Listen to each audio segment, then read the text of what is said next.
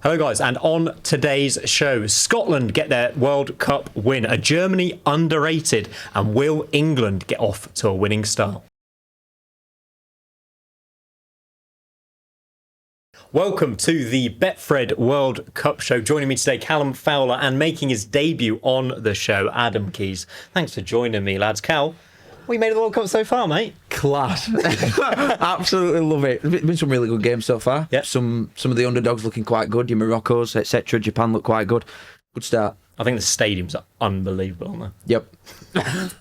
Love them. First take is really smooth, isn't it? Really massive, smooth. yeah. What about you, Adam? What you made of it? Yeah, good. It's obviously hydration breaks being introduced, big stadiums, all of these things. It's different. But at the end of the season, straight into the World Cup. It's what you want, summer of football. I think I've enjoyed a lot of it. I've enjoyed the atmosphere. I've enjoyed all the fans going over. There was a bit of worry about how it would look, and the ticket prices, obviously, a disgrace. But I can't get on board, mate, with the hydration breaks, the advert breaks, I'm calling them.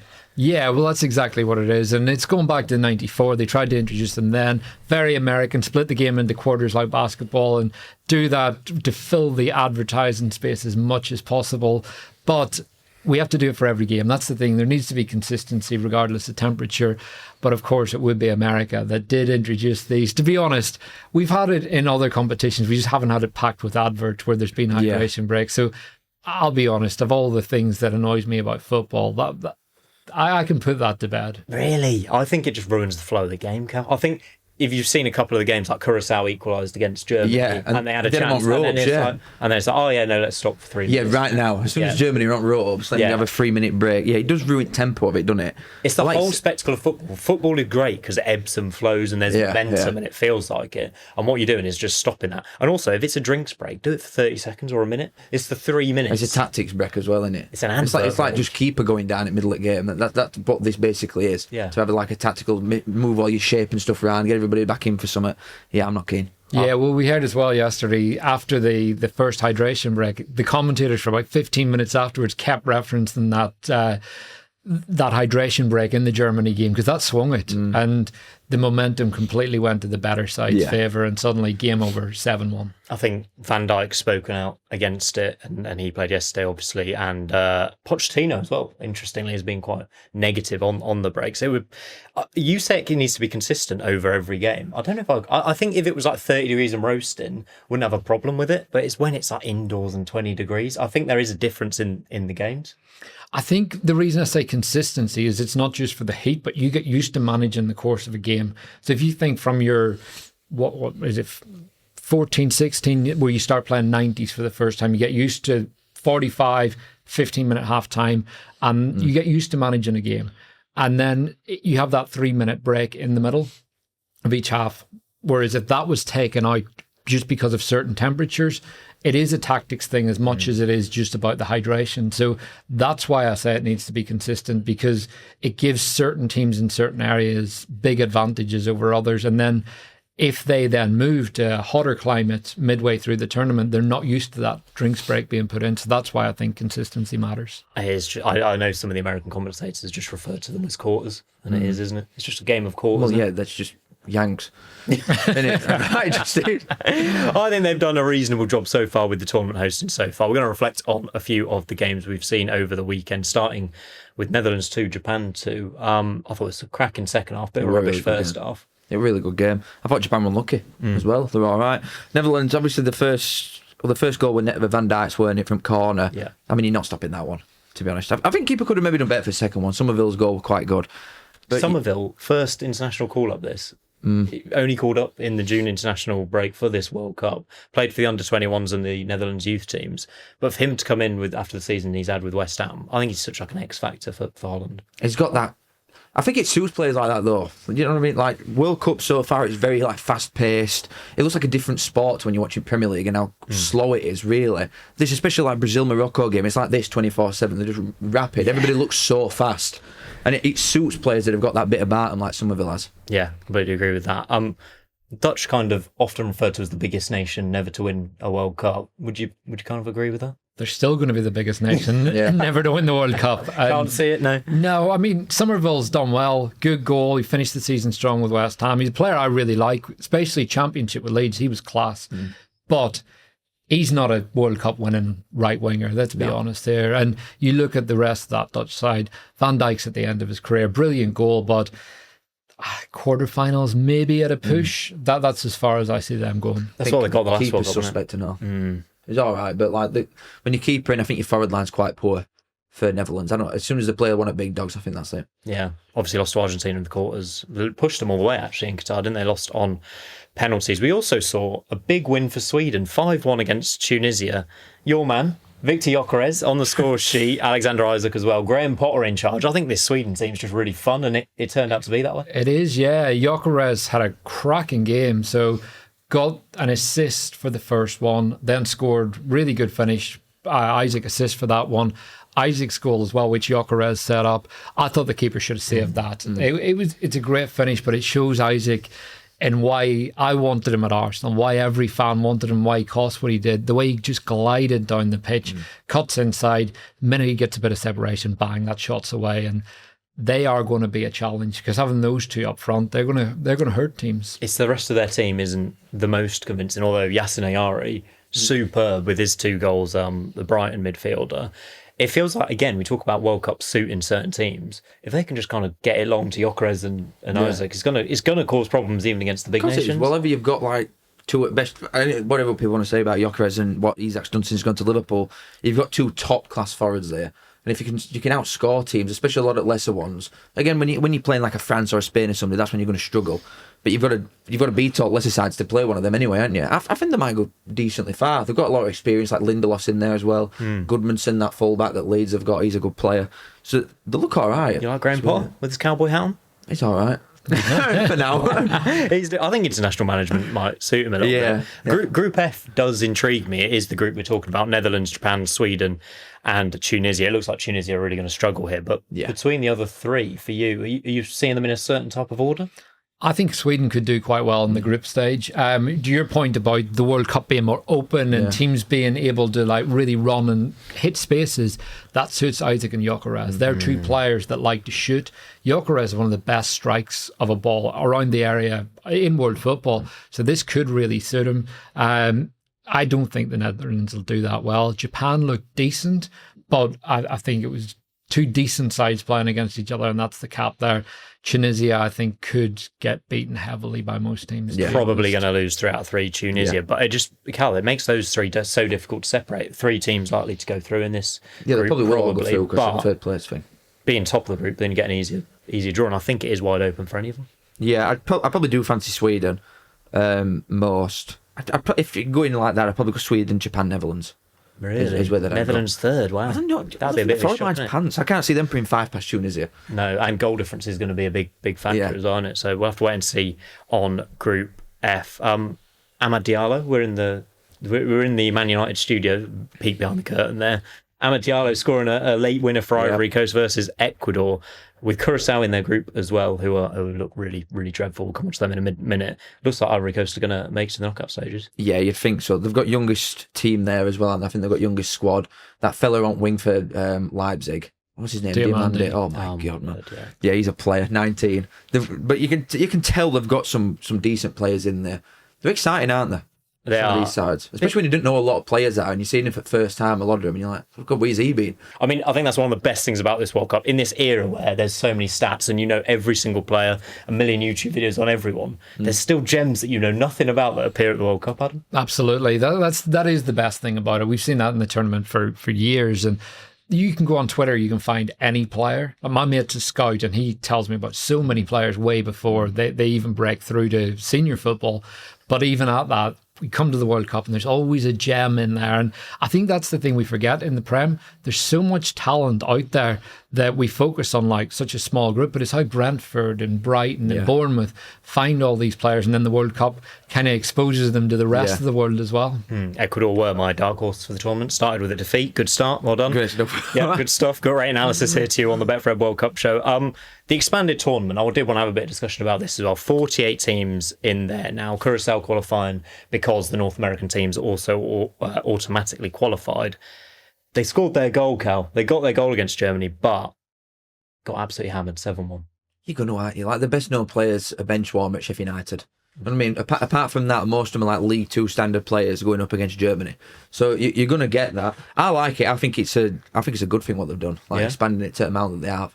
I like it. I like seeing teams like this because it's just, you're going to get some batterings every now and again. And I think the third place thing is the only thing that I disagree with, that so many of them go through, because there's no real jeopardy for big teams. But I like seeing teams like Curaçao and that go through. I completely agree with you. It's just this third place qualifying thing. It's I think too many. the last World Cup was so good in the group stage because you had points where it looked like Spain and Germany were going out because it was 2-up. That 2 minutes when they're both 2 minutes, and it's just amazing. I just think we're missing that here, and I don't know whether the solution is just to go, we'll do 64 teams, just out of a million groups. I mean, I've got a different opinion on this. I don't like there being more teams in it. I think there's too many teams, too many per nations in it, and the time difference is also playing a factor. So I was watching Germany yesterday. I was thinking, this is the kind of game you stick on at 12 o'clock, midday, kind of get a good 7-1 as you're doing other things. Instead, it's like a 6 o'clock kickoff. It's going into the evening. You're kind of setting your night to watch that game. That's why I think these teams shouldn't really be in the World Cup. As nice as it is to see them all playing and see a few lads that are playing lower league football get to this stage, the standard and the difference. Like Germany could have won that 15-0 if they wanted to. Those first 15 minutes before the equaliser came, that was a game that Germany were just prancing around the pitch, doing bits, and they didn't really show the ruthlessness until after that previously mentioned hydration break. Yeah, I mean, Curaçao were going to win 7-1 before that hydration break, weren't they? It was still wanted to talk to you about Kai Havertz as well. I've got a couple in the opening game. Potential Golden Boot winner in Germany's thoughts. I mean, I think you're a big Havertz fan, aren't you? I am a very, very big Kai Havertz fan, one of my favourite footballers. So I could talk all day about Kai, so I won't do that. But yeah, he was fantastic last night. You have to take into account the opposition. Florian Wirtz also looked very good, but Kai gives you was that a big backbone. Asterisk? There was Florian an asterisk Wirtz also looked very good. I rate Wirtz very highly, and he's just had a bad season at Liverpool under a lot of different circumstances. But Kai last night, really good performance, and he gives you that backboard. His touch is great, it's consistent, he floats around the pitch, he brings others in. And if you look at the Sané chance where he put it wide, Havertz drops into the pocket, it allows Sané to go forward and behind, and he should have scored. Even I think it was the fourth goal, it's Havertz drive and run, plays that cross across. Wirtz ends up with an assist, but both his goals, ice cool penalty, and then the chip at the end, that was just a big, powerful run. So history is going to be kind to him, innit? Amount of goals he scored for Germany in tournaments, 2 Champions League final goals. I'm going to look back and think he's R9 out there. Something.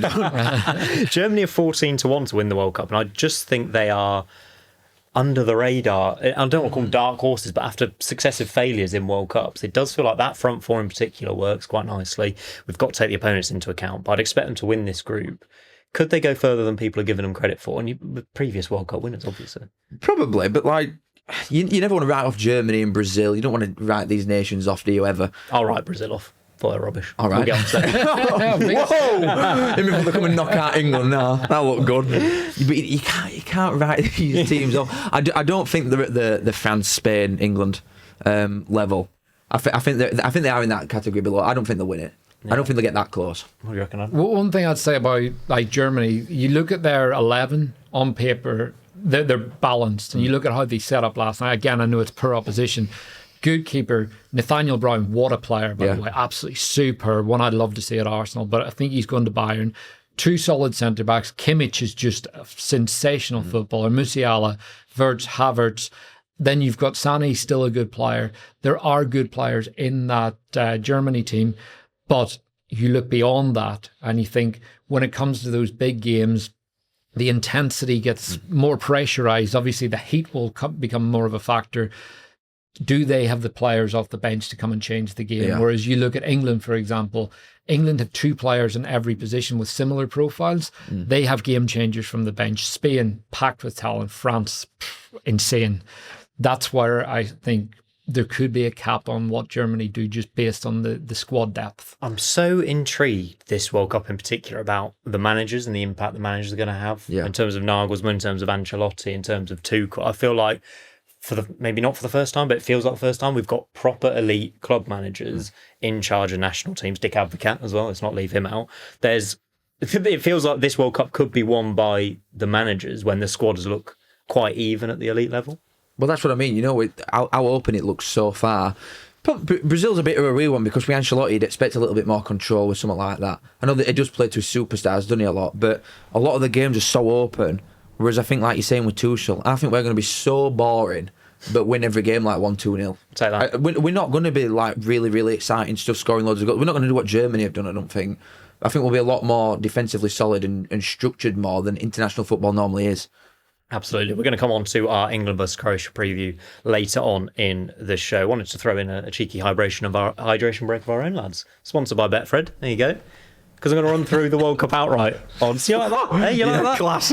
France and Spain, 9-2 favourites. England and Portugal, 15-2. Brazil and Argentina, 10-1. Netherlands, 18-1. Morocco and Norway and Belgium, all 33-1. USA, 40-1. Quick reaction on that, Adam. Who do you like out of the look of those odds? England. I think England are a dark horse for this tournament because they're being written off by the public mainly. But as I said, look at the balance across the team. So yeah, I'm picking England as a dark horse. Nice. I genuinely think, and I know this is going to seem so reactive after what they did against Brazil, I think Morocco could win this World Cup. I'll look down the camera. Win it? Yeah. I genuinely think, you look at the climate, and I think European teams people are being playing backed so a lot. much into that. Too much? Way too much into that. I look at Morocco as one of the top 6 or 7 teams in this tournament. I think they're ranked 7th in the world. I know Brazil were poor. I think they could definitely reach the semi-finals, and if you can get to the semis, you can win it. But anybody could do that. I mean, anybody could get to the semi-finals and then win it. I think they'll do all right, but come on, man. So as soon as they play like a France or a Spain or someone like the climate thing, oh my God, who cares? When it gets a hydration break. When someone's got Mbappe, Lise and Dembele playing against you, they're just going to bop you off park. So Morocco will be all right until they play one of them. All right. You think France are going to win it then? No. You haven't even included Douye or Barkel in there. Yeah, exactly. England are going to win it. So France not going to bop England off the park? No, because we've got them lads as well. I'm just using France as an example because it's easier to not seem biased. But yeah, England are going to win it. Some of them odds though are rubbish. Okay. Like Portugal, too high. I like the look of Portugal. They've got 40-year-old Ronaldo and João Felix up front. If they start Goncalo Ramos, which I think they could, Ronaldo's manager. Imagine if they bring him off the bench for 20 minutes though. Oh, Ronaldo? Yeah. Never happening. To score He's not a going to penalty. allow that, is he? Not against who have they got? Dr. Congo and Uzbekistan. He's going to score 95 goals against those two. Yeah, really? I don't think he'll score a goal. Seriously. Hot take, I don't think Ronaldo scores once. He'll get a penalty, come on. Yeah, I think he gets a pen. But you look at that Portugal midfield. Oh, yeah, that's Neves, top. Vitinha, Yeah. Bernardo Silva's probably not even going to I don't start. think they're going to score enough goals. They'll obviously get out of the group, but again, when you play a big nation, Portugal, I think they'll lose. Really? I think they've got so many Champions League winners, so many of that PSG team. They've got Ronaldo and João Felix up front. And they've got Bruno Fernandes in the form of his life. Yeah. They've got Rafael Leao desperate for a move this summer, so he might actually track back for 10 minutes in the tournament. Bernardo Silva was unbelievable Yeah. for Man City. So Bernardo, if he plays on the right wing, you've just got so many ball handlers. Not enough goals. Not enough goals. I mean, cut to Cristiano Ronaldo Golden Boot. No 10 chance. goals at the No World way. Cup. I don't know how you can say that though when you've got Bruno who scores goals, you've got Leao who can score goals. They're going to control it so much. They're going to control pretty much every Yeah, but game. you've got control. And then I'm as good soon as Nuno Mendes Ronaldo as touches well. ball, he's just going to shoot from anywhere. Have you seen him in friendlies? He gets you from 40 yards and he just hits it. He's lost. He's lost his mind. The Ronaldo factor will impact Portugal more than Negatively, anything. yeah. So if you see some of the touches as well in the warm up games, he looked he looked so done. It was a sad sight to see. Yeah. We will get a few sues from Ronaldo against no sues. No suits. Maybe one from a pan. Yeah. against England in a semi-final. No, we owe them one. We do actually. 20 years of pain that is. While I've got you both, what is your best bet of the tournament then? If you're looking at those or a top goal scorer, is Havertz worth a shout? I can get the odds up for you. Oh, he is now. Yeah, I think that's the point of those games. That's how you win a Golden Boot. You get a couple of goals against a lower standard nation. And Havertz is a player that performs in big games. Before the tournament, Thomas Muller said that he's an anchor for Germany. He wants them to play every minute of the tournament.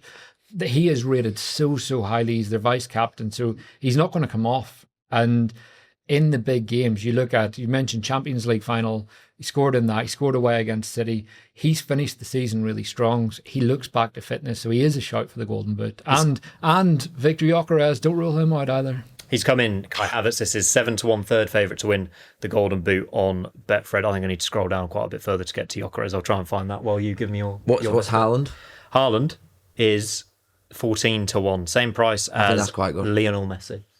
Oh, he's too high as well. I think... You like Haaland a lot. You like yeah, because they've got... Who is it? First game? Iraq. Yeah, they've got Iraq, but then they're in a group with Senegal and France. I just think... Yeah, but I can see Senegal, like, they're a decent side, but they're not... France is obviously tough. But even then, France are going to dominate ball, and Ireland's best game, even though they don't get it at City, it's running in behind. So if they're playing without ball, I'm sure a lot of them players can pick Ireland out in behind the back line and see how rapid he is. Saliba's done it many times. Yeah. So against Holland, so I just don't think you can rule him out. He's too good. Yeah, he could have 4 by end of groups. Gyökeres is 50-1, by the way. 50-1. That's not a bad bet, especially when you look at the games they've got coming up. How many did he score first one? How many did he score one, first game? I think One.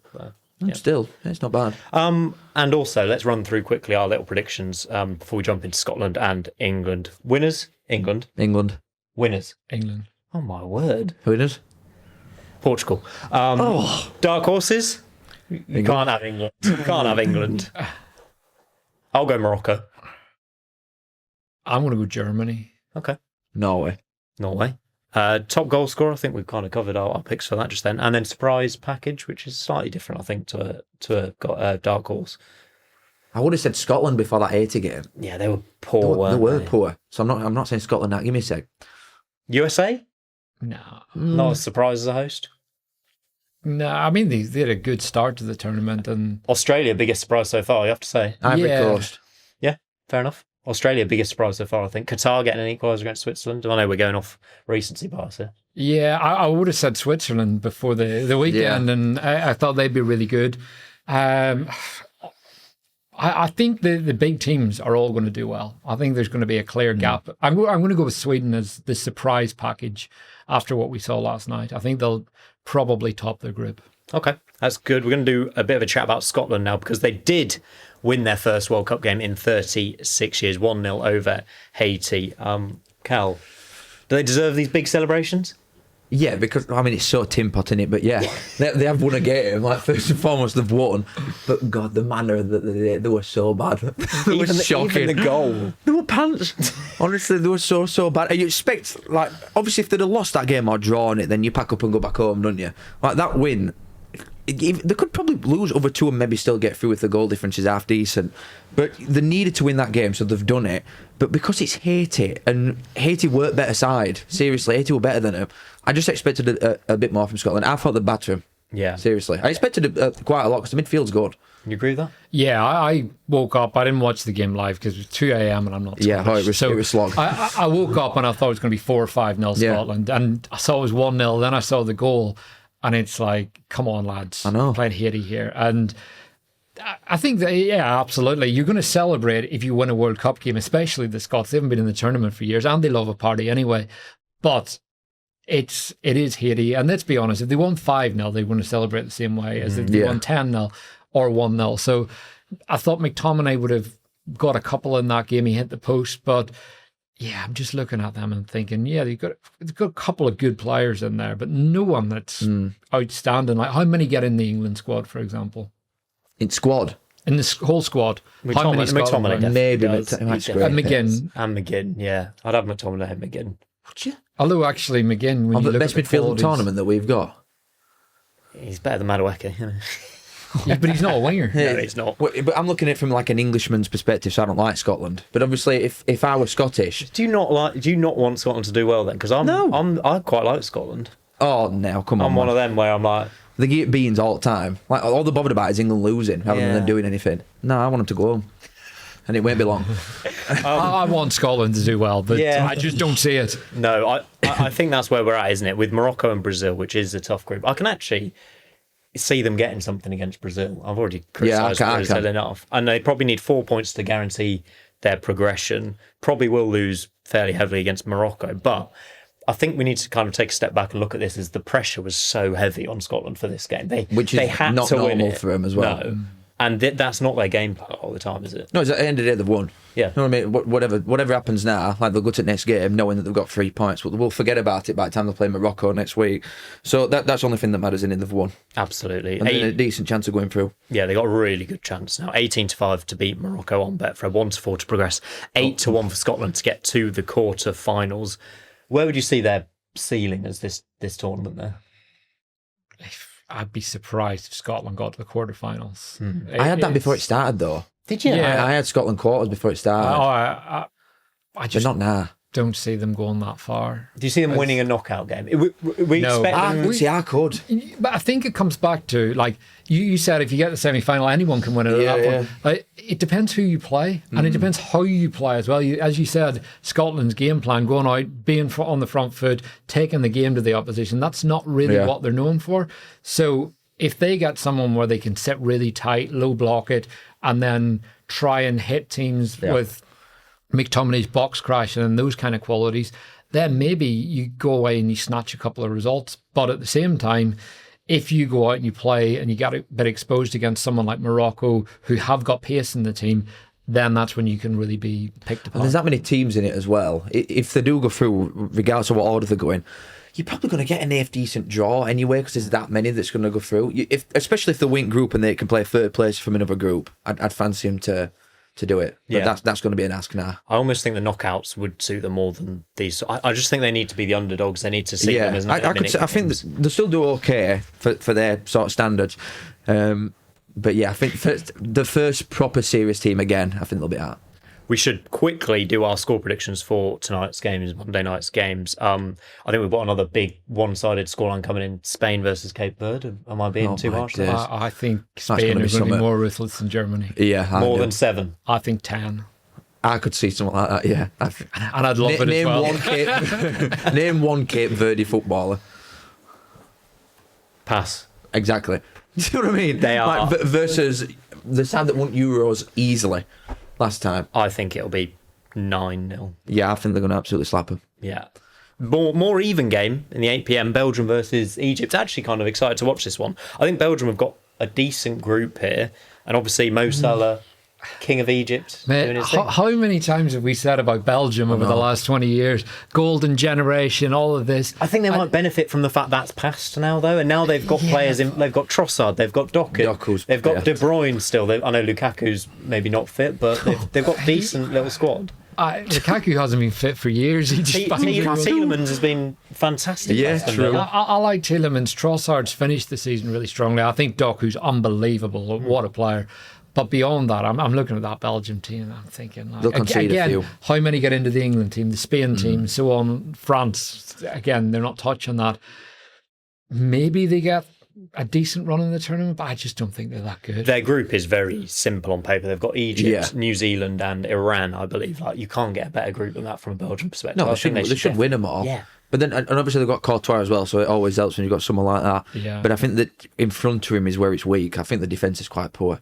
So again, like going into knockouts and not even necessarily a proper serious big side. If they get a Morocco or Norway or a Sweden, someone with that level of forward that's going to create a few chances against you, then that's where I think they'll be in trouble. I think they might do all right with the pressure off. Score prediction for Belgium, Egypt, Cal? 2-0 Belgium. I think they should win them all to 0, really, them group games. Yeah, I think I agree with that. I'll give Egypt a go. I'll go 2-1. I'm going to go 2 each in this game. Oh, a thriller. Thriller on Monday night.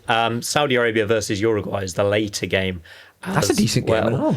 Saudi Arabia obviously beat Argentina at the first game of the last World Cup. I don't think they'll perform to the same level here. Uruguay, Marcelo Bielsa in charge as well. Yeah, I mean, I don't know much of the Uruguay squad, to be honest. Not Luis Suarez, famously. No, so, or Cavani anymore. Or Cavani. It's Darwin Núñez up front. It's a midfield of Ugarte, Valverde and Bentancur, which I actually quite like. I know Ugarte gets his criticism, but I think he's rubbish, but like, Valverde's a player, isn't he? Valverde's unbelievable. I think Uruguay will win this 2-0 quite comfortably. Bielsa ball, though. I think the heat and everything's just getting too far, but trying to play that football in them conditions is going to be mental. They still win though, you'd think, like 2-0 again maybe. Yeah. 2-0, hat-trick of 2-0s. I'm going to go 1-0 Saudi Arabia. Oh, another shock. Stunning another South American nation. We must now get into our England preview. Betfred 15-2 has already mentioned for England to win the World Cup. Croatia to come up first Wednesday night. Callum, you excited for this one? Yeah. Yeah, I am. Not as much as obviously knockouts, because you come into this expecting to just win every group game, but I'm geared up and ready. The one thing that annoys me is just these lineup leaks. I mean, it's already kind of coming out the camp. It looks like Konsa and Stones will be the centre backs, with Gahey missing out, and Bellingham probably going to start as the number 10. Adam, thoughts on that? I mean, the Bellingham at 10, that's a no-brainer. He's a genuine superstar. The talk of him going into the tournament was wild. I know. I'm glad you said that. You're not going to take a player like Bellingham, yeah, or he's not going to start. I saw some people say Rodgers should start and Bellingham should earn his place. So that doesn't make sense. No, it don't. Like, Bellingham's done it at the World Cup already. He's done it at the Euros. He's done it for Real Madrid, did it for Dortmund. This guy's proven like Ballon d'Or level player. So that doesn't surprise me. Guehi, if he's out, is a big miss, because he was brilliant the other night. So yeah. But Konsa and Stones, both good players. Yeah, absolutely. You with the Bellingham over Rodgers? Yeah, 100%. Not even a debate? Nah, not for me. There's obviously a big character in it as well. Like when Rio, that young one for Liverpool, he scored obviously in that friendly thing before, and then afterwards it's Bellingham that's going up to him in the dressing room and everything, and like doing big speech and stuff like that. He's obviously a big player in dressing room as well. But if you're English and you're playing for Real Madrid consistently, you start for England. I'd say, hands down. Are you worried about Croatia at all? Obviously, we've been stung by them before, 2018 World Cup. Yeah, I mean, I'm not English, so I'm not worried about anyone. But it's weird. I'm not English, but I've watched every England game from under 17 up for the last 25 years. So I've got a very, very good knowledge of the England squad, and I don't see a lot of teams trouble in England if England perform to the level they can. I think it all comes back to how do England play, as opposed to the opposition per se, and other than your France, Spain, Germany to a degree, but it really, France and Spain are the two I look at and think they're the teams that will terrify you. Everyone else is down to how England play rather than how the opposition plays. I think I agree with that. I'm not worried about Croatia in terms of, I think they are not the team they once were. Modric is 40 in midfield. I think they've still got like Kovacic who's getting on. They've got Perisic still in that squad. I think it's basically the same lads that we saw 6, 7, 8 years ago. Yeah. Well, they're tricky, aren't they? The tricky games. But like we were saying earlier, I just think England should be winning this comfortably to 0. Like with the way that we're going to set up, you'd think. We're obviously a very counter-attacking based side. That's how we're looking, even in like friendlies and stuff like that. Obviously, we're playing New Zealand and lesser teams than Croatia are. But I think when it gets to it, then we'll be happy to have less at ball and Kane dropping in and these wingers going in behind, and with profile lads that we've got. I don't think we'll score loads of goals, but it should be a comfortable win. I said they all should be. All these teams, apart from your France and Spain, we should be looking at every game and thinking that. Arrogance. I don't think it is arrogance, though. I think it's realistic. Yeah, you look at the quality of the players. Like there's 4 Arsenal players in that squad who've just won the Premier League, just got the Champions League final, Carabao Cup final. Bellingham has obviously done everything in the game already. Harry Kane's just scored about 60 goals this season. Morgan Rogers, Europa League, Konsa, same thing.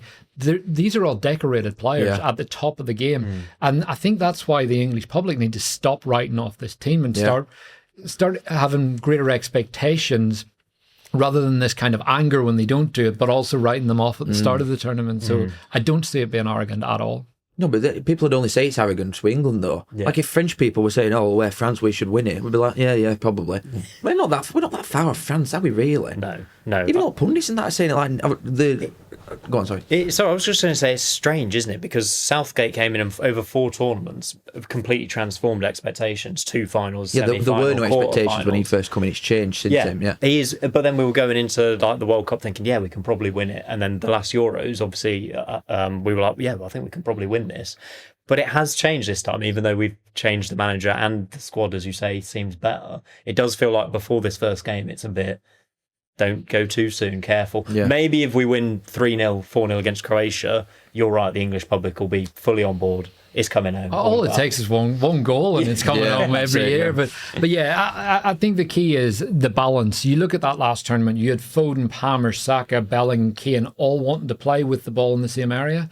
Whereas this time round, you do have Saka who will play on the touchline, and he did in that last tournament if you tell him to play there. But it depends on how Bellingham's used as well. You said about the wingers running in behind. If Kane drops deep and Bellingham goes in behind, that's where you get the best out of Bellingham. He scored a goal for Madrid right at the end of the season. Whoever was up front dropped into the pocket. Bellingham went beyond and put it in the top corner. That's what he can do for you. And if he's used that way, you're going to get some real running power in that team. And I don't think anyone, barring maybe France, has the running power that England have. But also England have take Bellingham out, you bring Rodgers on, so you can play those kind of hard runners for an hour, 70 minutes, and then bring fresh legs on. That's a real envy of every team in the tournament. I think it's all built around Harry Kane, as we've said, which is, but you mentioned perfectly balanced. I also want to come to you on Madueke and Saka, the two Arsenal boys on the right wing, kind of battling it out. It seems Tuchel's a massive fan of Madueke. I presume you are as well. I really like Madueke. Look, Madueke is one of those players, you know what you get from him. There's going to be a level of unpredictability when he gets into the final third, but he repeatedly gets there, and that's a trait that's difficult to find. So Saka's going to start if he's fit. Saka is a player that always makes the right decision. Madueke's a player who makes the right decision 4 times out of 10. But you bring Saka off on 60, 70 minutes in a game, a fullback's face someone who's constantly doing the right thing to then someone that might go outside, might cut inside, might lose the ball and run it out of play. They don't know what they're going to get. And if you've got that level of pace and power and just sheer chaos running at you in the last half an hour when you're tired, that's going to be very, very difficult to manage. And I think Rashford's got a bit of those qualities as well. So Gordon's a bit more predictable. But Rashford is someone, he can give you 6-step over standing the ball and trip over himself, or he can beat you and put it in the top corner. So those wingers are going to be very interesting. It's a really interesting debate we need to have as well about the left winger. Rashford or Gordon, Cal? I'd go Rashford. To start him, yeah. But again, we're obviously in a really good spot with the wingers that we've got. I think O'Reilly's going to be a massive player for us as well in this, like the versatility of him in positions that he can take up. But I would start Rashford them too. I think he's got the initial pace as well. Obviously, I wouldn't mind either way. Do you know what I mean? I wouldn't even mind with Saka and Madueke, to be honest. Whatever Tuchel wants to do, I'm happy and I'd back him. But I just think the initial sort of pace, I'd rather have him for longer than Gordon. It's just the way that I'd go about it. I think Rashford is more likely to score for us than Gordon is. I think that's the big thing, isn't it? I also think this squad needs players who can maybe shoot from outside the box a bit more, which Rashford's going to shoot, good free kick taker as well, whereas Gordon, I think Gordon off the bench is kind of the same as Madueke, where he's just going to bring full energy, full running at your team, a lot of pace. I think balance is the key word. I think you've nailed it. Those wingers are perfectly balanced. Bellingham or Rodgers in the 10, Kane up front. So it's all looking quite nice. Yeah, and I would echo your point about O'Reilly, because he is so important from the back. You look at the way he can get England out of trouble, the way he's done it with City all season.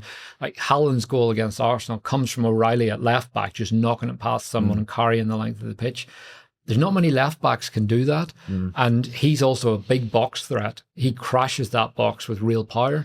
So that's something that's interesting. And I think with the wide players that England have, having a fullback that can underlap when you've got a winger that goes round the outside, that's a big thing as well. I know we're jumping ahead a bit here, Cal.